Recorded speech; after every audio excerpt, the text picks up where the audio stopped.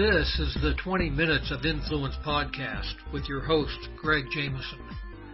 Influencer marketing is the process of identifying, researching, engaging, and supporting the people who create high-impact conversations with your customers. On each episode, I talk with industry leaders, business rock stars, and internet celebrities who contribute their knowledge about influencing others and growing your influence. Welcome to the 20 Minutes of Influence podcast. I'm your host, Greg Jameson. If you happen to be watching this today instead of just listening to it, you can see that I've got a guest here with me. His name is John Daly, and John is actually a pioneer in reality TV and new media. He's a journalist, he's a news anchor, a speaker, writer, author, and a TV host. He is best known as the host of the groundbreaking show Real TV, first all-video news magazine show. And a few years ago, John created a show called the Undercover Jet Setter. And this show is produced entirely on an iPhone. And we're going to talk a little bit about that today here, about how you can actually create your own TV show. You can be on TV and get additional media exposure.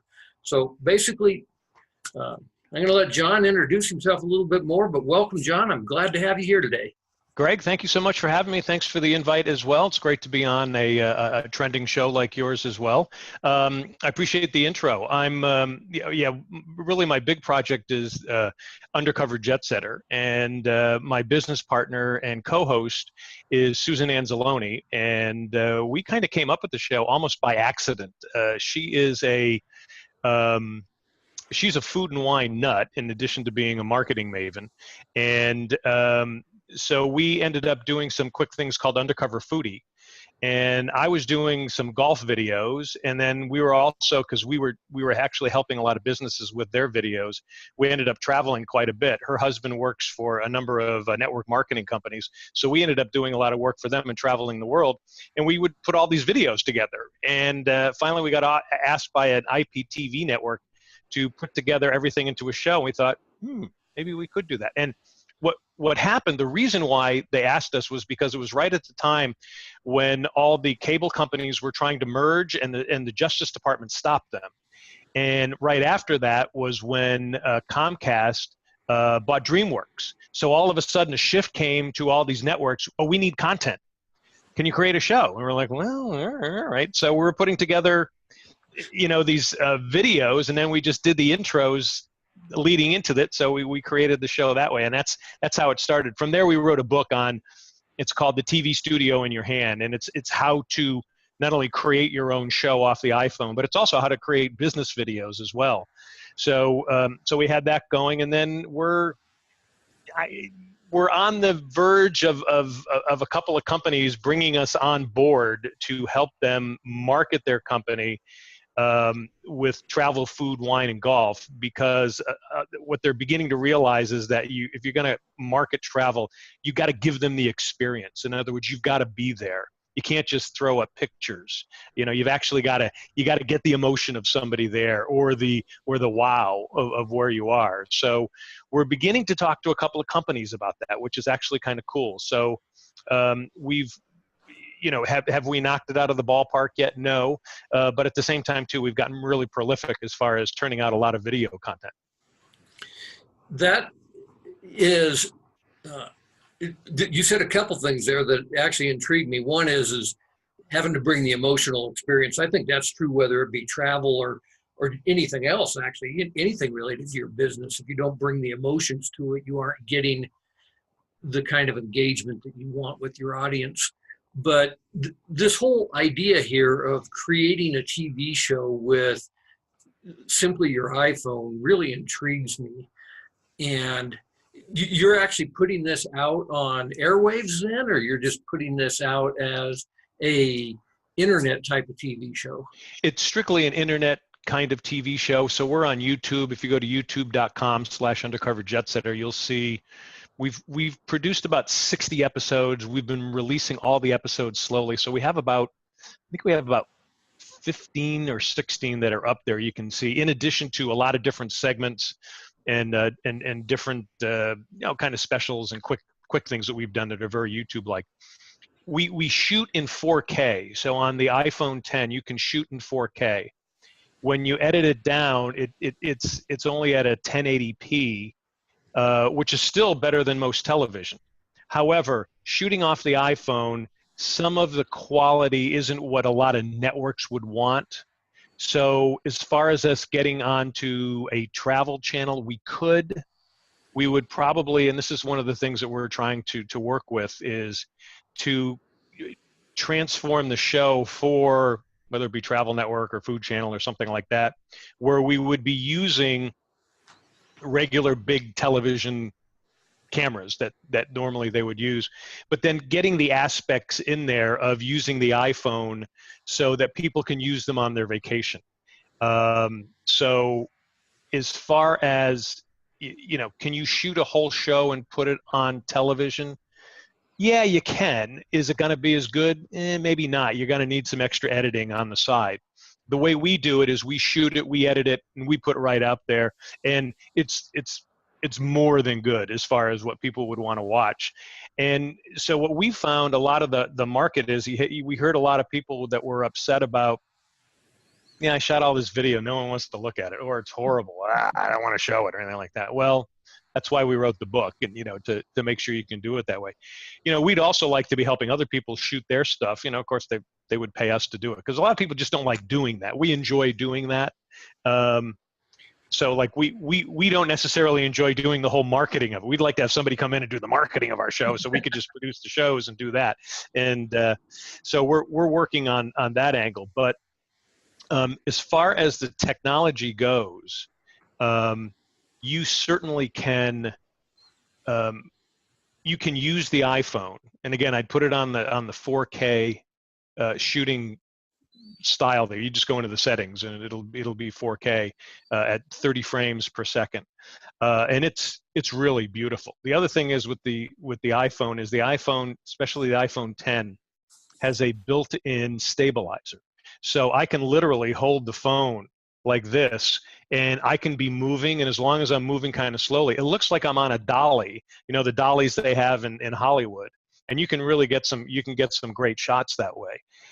It's really good for businesses to do marketing videos. When we work with companies, if they want a big, they want to do a big corporate video, we say, don't do it on the iPhone. Let's bring in a great cinematographer that we work with, and let's create that big cinema sort of thing. So you have that as your main marketing thing when they come to your website or whatever your TV show or whatever the video is you want to introduce to prospects or customers.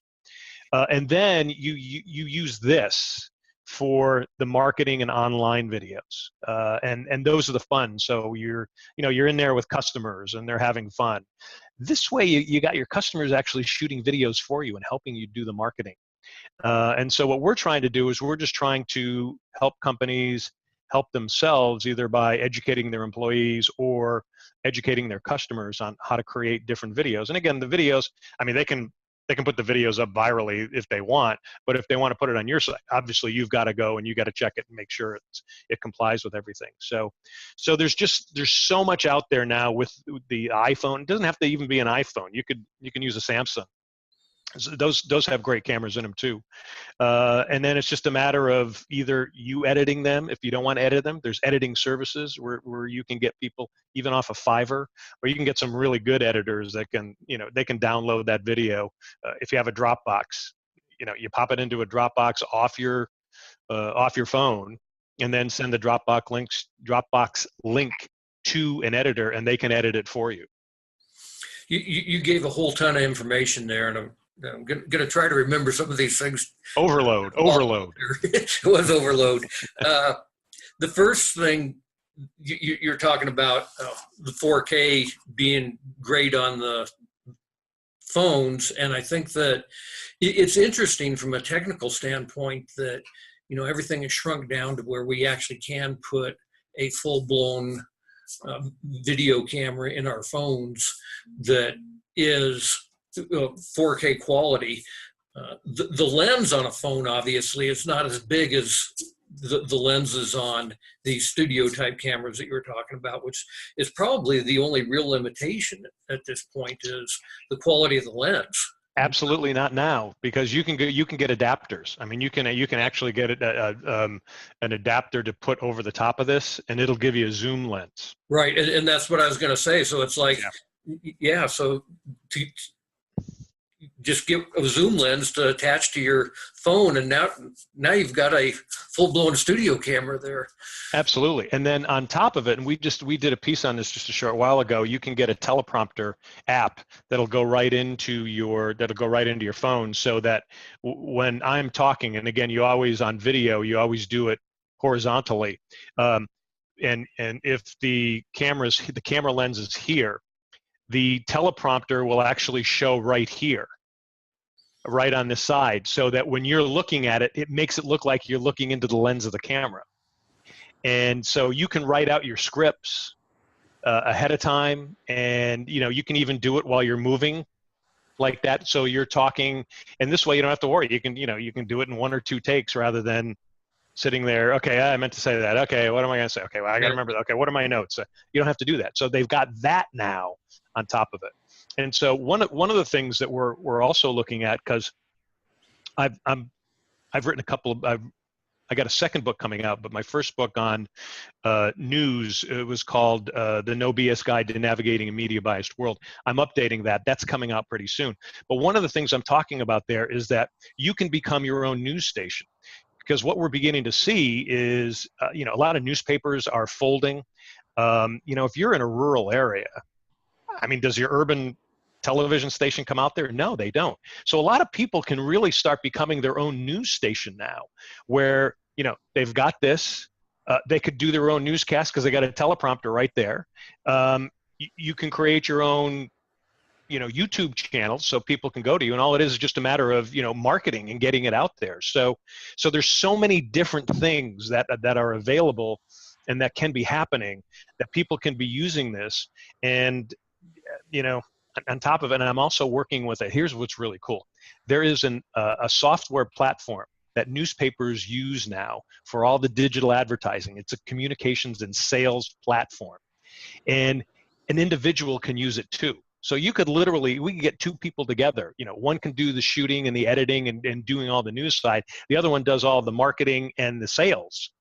And they've got a platform already set up for them, and we're gonna be talking about that, introducing people to that probably in the next month or 2. So there's so many things that are happening out there where people can literally take control, and their own TV show, their own TV news show. They can inform a lot of people, or it could just be, I'm a business.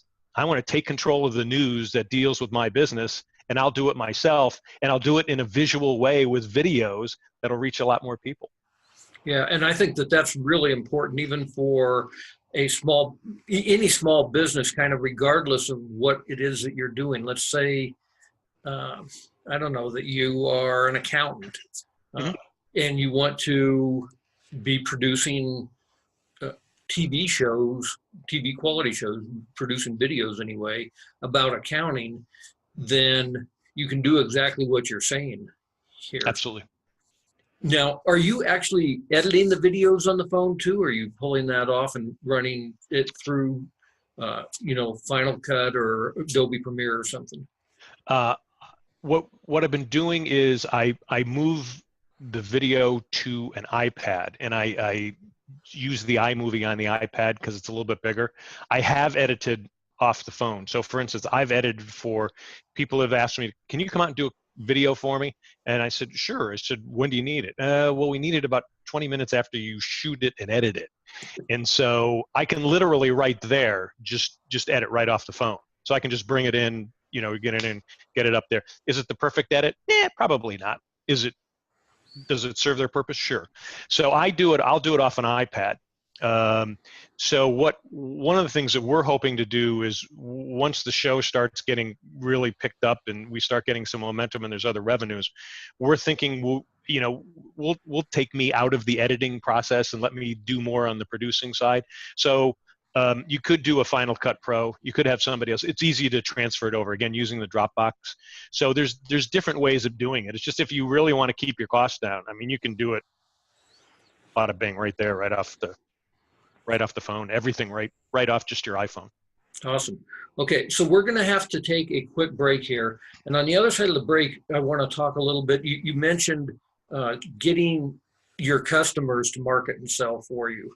And that's actually kind of a big premise of what I talk about, because if we're talking about being an influencer, one of the things you want to do is get other people to market and sell for you. So I want to go into that a little bit more in depth on the other side of the break.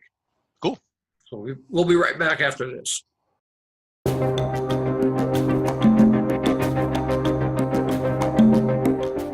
Are you a business owner that runs an online shop?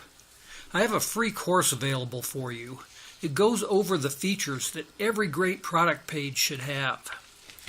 This course can double or even triple your sales, whether you are selling on a marketplace like Amazon or selling on your own e-commerce website. The examples use WordPress and WooCommerce, but are applicable to any online store. In this course, we're going to discuss buyer personas, buyer persona specific headlines, high quality photos, videos, buyer specific descriptions, specifications, short descriptions, call to actions, and social proof. You can register for this class and get free access at webstoreslimited.com/free class. This free class includes a 15-minute video lesson, a 20-page ebook, and a handy checklist. That link again is webstoresltd.com/free class. Welcome back to the 20 Minutes of Influence podcast. I'm Greg Jameson, and I'm here today with John Daly. Right before the break, we were talking about getting your customers to market and sell for you, utilizing this whole concept that John's been talking about here of utilizing your phone as a TV studio, basically. You're creating videos, you're editing videos, and now we want to actually get our customers to do some of the marketing for us. So can you tell us a little bit more about your thoughts on that, John? Well, and to be honest with you, it goes back to my television days. I was a news anchor and a reporter, an investigative reporter, and one of the things that was so much better about television than newspapers, and I was a newspaper reporter too, was that the more you got out into the public and the more people you interviewed, you had a better idea of the story. But on the viewership, marketing, profit side, the more people you put in your news story, so the more people you interviewed on camera and got them being themselves or saying something funny or saying something dramatic, the more viewers you got. And it was the bottom line. So there's no rocket science to this. Is try to interview as many people as you can about your product. I mean, obviously, if they say, "Oh, this product stinks," I don't want to. Obviously, you don't want to put that on there. But you try to get as many people to do that. And there's a couple of things that work out. Is that every now and then you're going to have somebody who's going to come up with a better reason of why they have that you probably never thought of before. The other thing is it's just a matter of how people are reacting to it and how people are doing different things. So, but once they know they've been interviewed, 9 times out of 10, the people who you're interviewing will call and say, "Hey, where's that airing? Where is it? How can I take a look at it?" And then they're gonna most likely pass it on. I went through the same experience the other day. I was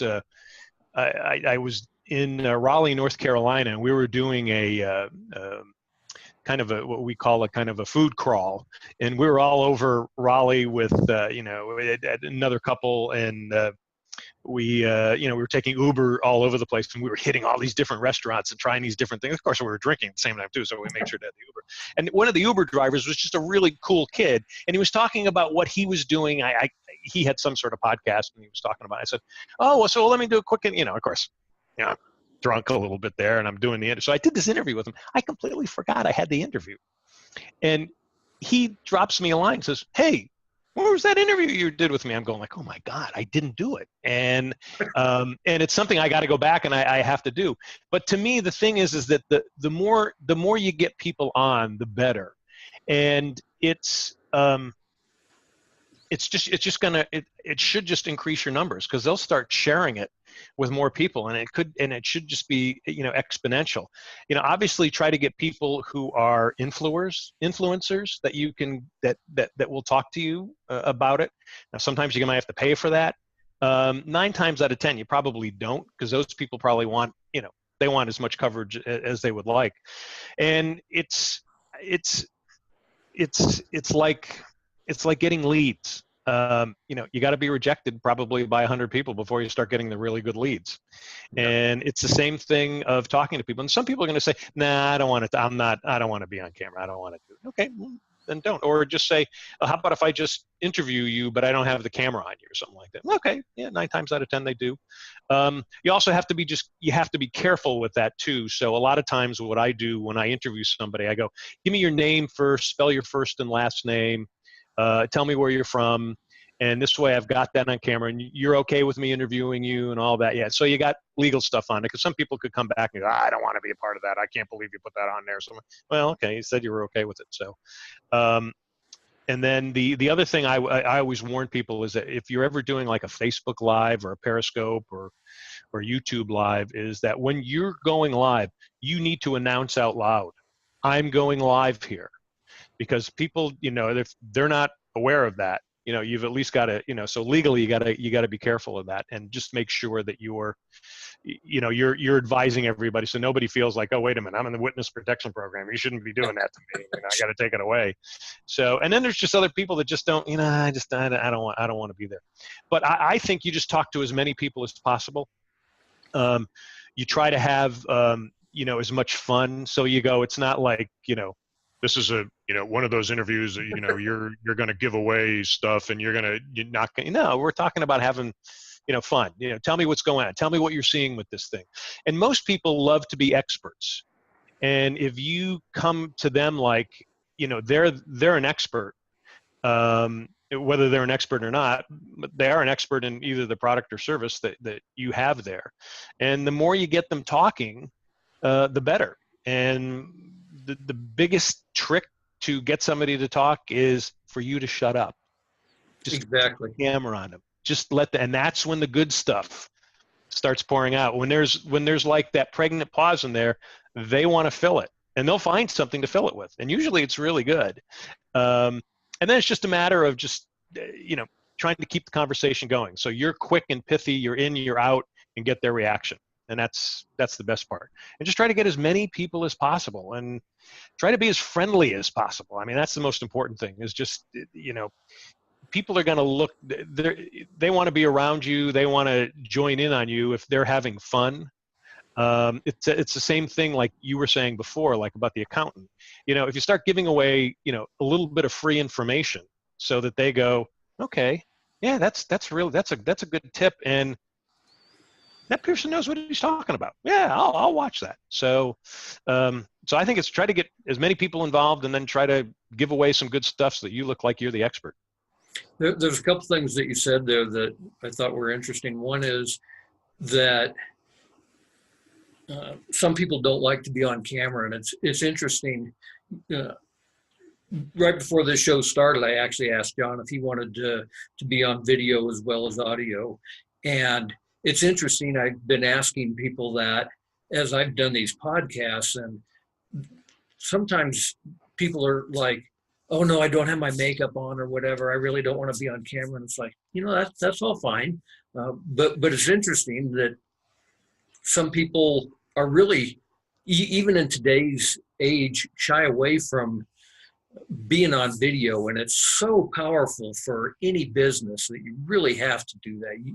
You need to figure out how to get over your fear of being on a camera and make that be something that you're doing for your business. Again, regardless of what business you're in, whether you're an accountant or anybody else. The other thing that you talked about there is getting as many people as possible to be interviewed. And I think that that is also really key. I know that I've got one customer who's got a physical shop, and she actually sets up a camera in her shop so that after somebody has purchased something and they're all happy that they just purchased whatever they did, she's like, Mm-hmm. well, what caused you to purchase this thing? And then people go on for a couple of minutes about, oh, I've been looking for this for months or whatever. It's a great way to really get some testimonials out there too. That's a smart idea. Let me hit your first point here, because that's one of the things that we do is we actually work with people about how to be on camera. So we kind of give them the tips. The first and most important tip is get on camera all the time. So and that's the beauty of this. You can set it up on a tripod at a table and just turn it on and turn it around so you see yourself and just talk. And once you start getting used to seeing yourself, and the beauty of it is usually when you're on television, you can't see yourself, but on here you can see yourself. So you can see, I'm kind of doing this, I'm doing that. I gotta make sure that I'm not doing anything quirky. I'm not picking my eyes or something like that. And it's, one of the best examples I had was when I was first in television, and my wife and I had just been married, and I started doing a lot of live shots. This is back in the mid-1980s, when all TV stations were just going nuts on live shots. And so I hadn't been doing live shots. I'd just been doing investigative stuff. All of a sudden, I had to start doing live shots. And my wife said to me, she goes, "You're the worst person on television. It's so difficult to watch you." And I'm going like, "What do you mean?" She goes, "You're horrible on live." And you know what? She was right. And the reason was I wasn't used to doing it. And once I started doing it more, I started figuring out the shortcuts. And I started figuring out, and there's a method. So if you're doing television news, you don't have to say the where or the when. It's right now because you're doing it. The where, they can put a location super. So you want to do the who, what, and why. Okay, who am I? Hi, I'm John Daly. What am I doing? I'm live here covering this horrible situation. Why? Well, because people died. Okay, that's the news thing. It doesn't have to be that way. I mean, it could be as simple as, for instance, I do live remotes for restaurants. Hi, everybody. John Daly here for Undercover Jet Setter. We are at Joe's Bar and Grill. Why are we here? Joe's got a special tonight that unless you're listening to me now, you're not going to get it. Bango, in and out. That's all you really need. So people, if they get used to whether they're going to be interviewed, is ahead of time, you got to prepare. So you got to have 3 talking points. So if you're being interviewed on a live radio station, there's a good chance, if it's a news station, they could have breaking news. So they might get away from you, or they might ask you about the breaking news. Doesn't matter. You can comment about that.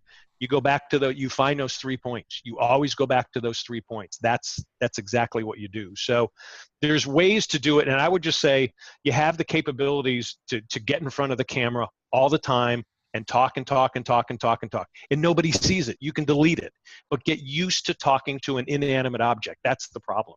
The best thing you can do for a person who you are interviewing, like your customer there, what I would say is don't have the customer talk into the camera lens. Have them talk to a person. So for instance, when I interview somebody, I might interview them right here, or I might interview them right here. So I'm watching it, but I want them talking to me.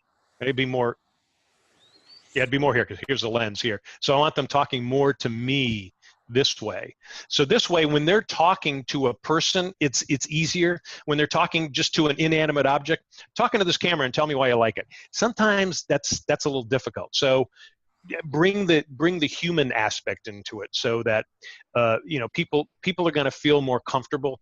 And that's why like I was telling you before, what's your name? Give me your name, rank, and serial number, and have some fun or something like that. Get them laughing, getting them enjoying themselves. Then all of a sudden they're going to forget that this silly thing is right there. That's the other great thing about the iPhone. People are used to the iPhone stuff. Yeah. They're not used to a big camera. from some hulking photographer who's shooting that. That's intimidating. Sitting into a TV news studio and you're not used to that, that's intimidating. Outside, you're gonna get some good stuff here. So just try to talk to as many people as possible and try to get as many people on recorded and have some fun with it. Make sure the mic. Yeah, sometimes doing what you said there, just talking to another person, you don't even have to be looking into the camera. You can be just looking at each other and having this conversation of two people talking to each other. It's like right now with doing this particular podcast, I'm sitting here and I'm looking at the camera. The reality is that it's a whole lot easier for me to look at you, which you're on my screen, but this where you are on my screen is not right into the camera. And because of that, it's easier, I think, sometimes to just take a video of two people talking to each other and neither one of you are looking at the camera, you're looking at each other.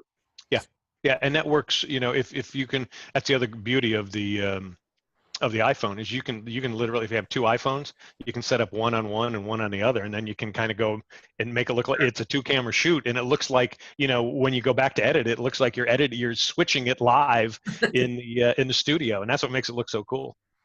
Yeah. So there's been some great information. We're actually up against the clock here, but John, if you could just do a quick recap maybe of how it is that you can help people, how they can get in touch with you, and maybe any final words of wisdom here for our listeners. Well, I appreciate that. Thank you. For the most part, as far as getting in touch with me, there's a couple of ways. You can reach me at info@johndaly.tv, or you can reach me at info@undercoverjetsetter.com. And then just, if you can, check out our Facebook page. We have Facebook at Undercover Jet Setter. The Twitter is UC Foodie TV, but it is under Undercover Jet Setter. And then the YouTube channel is real simple, youtube.com/undercoverjetsetter, and you can reach us there either by putting in the comments or whatever. And so, if we can help you out, if you have an event coming up, one of the things that we do is we can go to your convention for you, and we can literally walk around with you as you're looking at new products, or as new customers are coming over. We can do Facebook Lives for you. So you got somebody doing it, so you don't have to worry about it. You concentrate on your product. So there's a lot of different things that we can do to help. If you've got a charity event, I do a number of charity golf events. I can MC it, so we come by and do things like that. So there's a lot we can help you with. There's working in television and video production for so long. I just know so many companies who, they try to hire a video production company, and just for the guy with the photographer to come out and to open up his case to pull out the camera, it's $3,500. Well, you don't have to do that. I mean, you do need high-end video to really show off your reputation and the quality company you are. But to get to the heart, so that they know you're a real person and your customers are real, this is to me is the best thing, the easiest thing, the quickest thing. You can beat the news cycle, and you can show a lot of heart and have a lot of fun with it. So to me, that would be the best thing to think about. Awesome. So I'll make sure that those links get in the show notes as well, and I will encourage anybody listening or watching this particular episode that you actually go check out John's channel on YouTube at the Undercover Jet Setter, and cool. That'll give you some good. And the book too. I forgot to mention that the TV Studio in Your Hand. It's available on Amazon, so you can get that. I think it's only like about $7 or $8. So, and you can get it in a couple of different formats too. Perfect. We'll put that link in there as well. And John, it's been a pleasure talking with you, and really appreciate you being on the show today. Greg, thanks for the opportunity. Really appreciate it too. Thank you. You bet. Thanks for listening to today's episode of 20 Minutes of Influence. If you enjoyed today's podcast, please leave a review on iTunes or wherever you listen to your podcasts. And if you are interested in booking myself as a speaker at one of your events, or are interested in any of my coaching programs, please visit gregjameson.com.